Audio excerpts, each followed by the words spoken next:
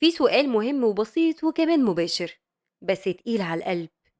ليه محدش بيطيقك؟ ليه الناس بتزهق منك بسرعة؟ ليه أول ما تدخل أو تدخلي القعدة فجأة حد يفتكر إنه نسي الغسالة شغالة مثلا؟ بس أنا هنا مش حابة أقولك إنك ملاك ولا إن الناس ظلماك، أنا جاية أقولك الحقيقة اللي يمكن محدش قالها لك قبل كده. يمكن لأنهم خايفين، يمكن لأنهم مش طايقينك فعلا ومش عايزين وجع دماغ.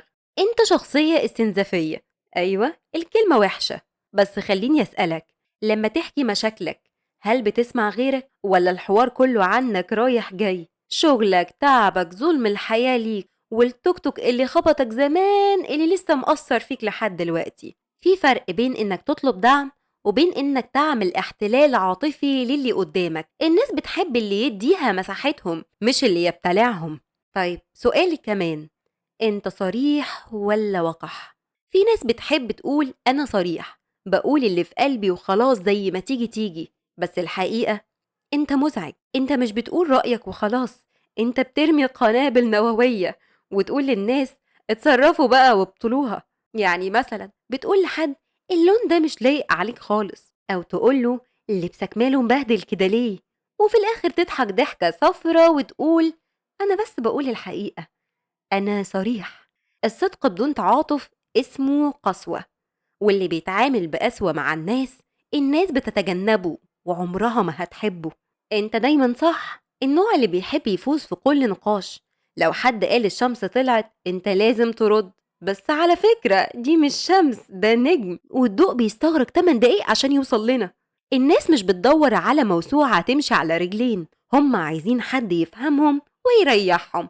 ليه تبقى عامل فيها فيلسوف عصرك وافتكرت ان الشمس طلعت وفجأة دي ما كانتش الشمس؟ الناس هتمل. اوعى تعمل كده. الدراما كوين اللي لما بيحصل لهم اي حاجة ولو بسيطة، خبط في رجل الكرسي مثلا، كأنها نهاية العالم، نهاية الكون، وانهيار الجدار الجليدي. حد مثلا قالك صباح الخير بنبرة عادية، أزمة وجود.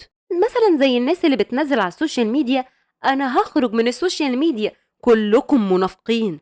الناس بتزهق، الدنيا أصلا مرهقة، واللي دايما مزنوق في دور البطولة بيتنسي في آخر العرض. يعني وببساطة بسط أمورك عشان تعيش. الشكاك المتوتر، كل تصرفات الناس بتفسرها على إنها ضدك. محدش حب البوست بتاعك، محدش غير واحد بس اللي عمل لك لايك، بيكرهوك. ما شربش من القهوة اللي أنا عملتها له بإيدي، أكيد بيكرهني. الناس بتحب الأمان مش التحقيقات عمال على بطال. انت ما شربتش ليه وما خرجتش معايا ليه؟ طب انت خرجت من غير ما تقولي، دي اسمها خيانة. لا كده محدش هيقرب لك. الضحية الرسمية، انت مش دايما ضحية، خلينا واقعيين، وأحيانا بتستخدم دور الضحية عشان تهرب من مسؤولياتك. أنا كده عشان بابايا ما حضنيش كفاية، أو أنا أمي كانت بتسيبني في أوضة ضلمة وده سبب أزمة ليا، فعشان كده أنا بعملكم كلكم بمنتهى السوء والبؤس. أيوة يمكن دي حقيقة، اتعرضنا لحاجات كتيرة صعبة وإحنا صغيرين، حاجات كتيرة قوي لسه مقصرة معانا وسايبة أثر، بس أبدا اوعى تخليها جزء من شخصيتك وإنها تتحكم في تعاملاتك مع الغير. هم ملهمش ذنب برضو. في النهاية اللي عايزة أقوله، لو وصلت معايا لحد هنا فأنت أكيد مش شخص سيء، يمكن بس تايه مضغوط مش شايف نفسك من جوه.